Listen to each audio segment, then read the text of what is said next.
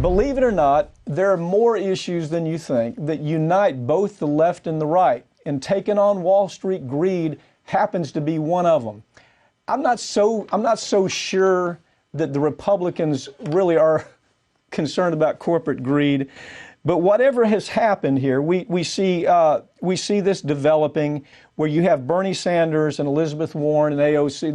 They're all out there saying, look, we need to do something about corporate greed in the way that they were involved with loans, things like credit cards. We need to jump behind it, and we need to stop these corporations from stealing from Americans. And so everybody seems to agree that sounds like a good idea. Maybe we ought to stop them from stealing from Americans. What's your take on this story? I think this is interesting. Right now we see about 70% of Republicans, 73% of Democrats who all say we agree with this new plan that the Democrats have come forward with to cap credit card and payday loan interest rates at 15%. You cannot go above 15%. Prior to the 1980s, we already had caps as a country on interest rates. You couldn't charge more than X amount. Reagan came along with deregulation. Bill Clinton came along with it. We got rid of the caps. They went crazy with it. Right now, even for somebody with really excellent credit, your interest rate's about 21%, I believe, as of last week. Let me tell you what strikes me about this story.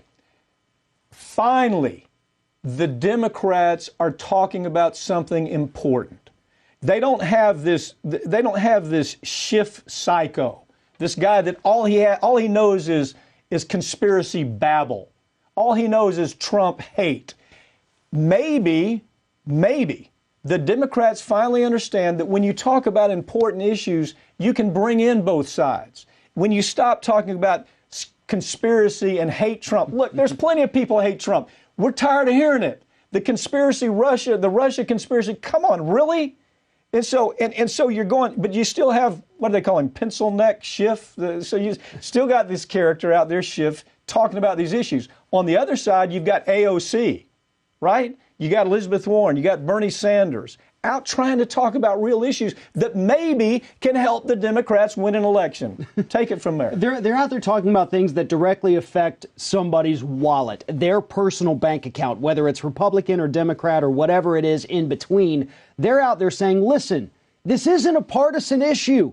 This is a thing that affects a Republican's ability to take care of their family. It affects a Democrat being able to take care of their family. And that's what people want to hear. They want to say, hey, this person has a policy. Okay, they may be a Democrat and I'm a Republican, but it's a good policy that would directly benefit me. Somewhere along the lines in the last 40 years, we got away from that. Okay, politicians stopped offering policies. Okay, look, here's the truth. Over most of the 20th century, 20th century now, you had caps. You had say you can't get past this point when you go charging, and then all of a sudden there was deregulation. And when deregulation took place, all of this bad stuff started occurring. You know, Wall Street stole from mom and pop. The economy crashed. You know, people were charged 80% sometimes on credit cards. So, I mean, you know, you got to say we're in a different time. Maybe the Democrats will get the message, start talking about table talk, dinner talk, instead of social issues and crazy Schiff conspiracies, and maybe they'll accomplish something. Farron, thank you for joining me, okay? Thank you. Hundreds of thousands of low-income tenants are evicted every year from their homes across the U.S., many without the help of an attorney and a court hearing. Some cities and states are hoping to change this and are looking at a new program in New York City as a model. RT producer Saya Tavenger joins me now to talk about this story. So why did New York start this program? Well, Mike, New York City is one of the costliest places to live in the country, where salaries have not kept up to date with soaring rents. Therefore, more than 80,000 eviction proceedings were filed last year. Historically, only 1 in 10 tenants have been represented by attorney, while most landlords have lawyers. Therefore, evictions have been a major driver of housing instability and homelessness for low-income New Yorkers. Now, in the past, tenants facing evictions usually arrive to housing court without legal representation, at a major disadvantage to landlords who almost always have an attorney. But now this is changing. After years of advocacy, New York became the first city in the country to launch what they call right to counsel. This law will give tenants with incomes below 200% of the federal poverty level who are facing an eviction in housing court access to free attorney. You know, but even with the best attorney, the housing courts are going to be faced with the ultimate question of, does the tenant have the money to pay the rent or not? I mean, at the end of the day, that's really the question. They can be well represented, Sure. but the question's always going to come down to that basic dispute. Well, Mike, not all tenant disputes are about money, actually. Consider the case of Nadia Mater, who lived in a rundown apartment building in the Bronx that had been plagued with leaks, rats, and roaches. Nadia didn't even have heating or cooking gas September of last year, and even had to cook on a hot plate since her heat only came on sporadically. Now, as a result of this new program, tenants in her building organized a legal suit against the landlord to fight for their rights, and as a result, won. Now, if the landlord retaliates, they now all have access to free legal help. Well, you know, you get what you pay for, and I'm wondering how much money is being put into this program. I mean, you could say, yeah, we're going to have attorneys, we're going to have a program, but the real question comes down to how is it a serious program? Is there real money being put into it? Is it something that's sustainable, or is it here today and gone tomorrow? What's your take on it? Well, the program is currently being phased in over 5 years, and New York City's 2018 budget included $155 million for the first phase of the program, which is reaching 20 of New York City's zip codes. But lawmakers say this cost is actually well worth the price, which has already drastically reduced homelessness in the city. As a result of this program, New York City has seen a dramatic drop in evictions. 84% of households who have been evicted earlier this year that were represented by lawyers now are able to remain in their homes. And now, although the Right to Counsel program was originally launched in 2017, it's now finally being phased in by zip codes, and city officials say 30% of tenants facing evictions have access to lawyers.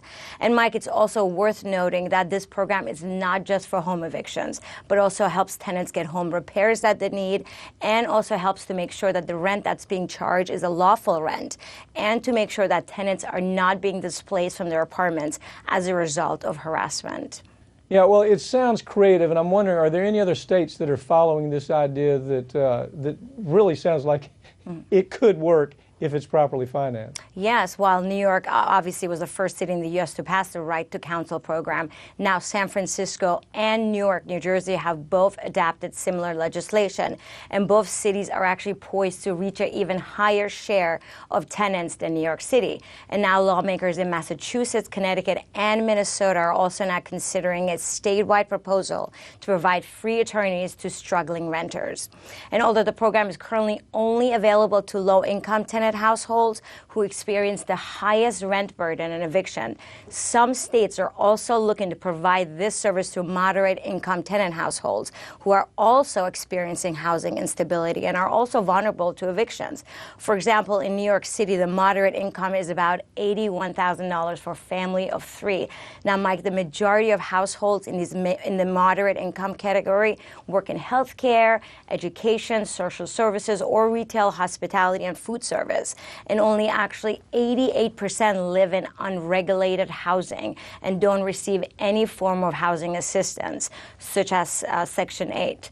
So all in all, there seems to be consensus among legal scholars and academics that access to an attorney reduces evictions and increases housing instability drastically. Sally, thanks for joining me. I hope this does take hold because it could be used in many, many more places than New York City. Thanks for joining me. Absolutely. Every year, 1 million hernia surgeries are performed in the United States. Unfortunately, some mesh implants that are used in these surgeries have caused complications, including infection and organ damage that led to surgeries to correct those problems. If this has happened to you, learn more about the hernia mesh lawsuit by going online to hernia.law or call us for a free consultation about your legal rights.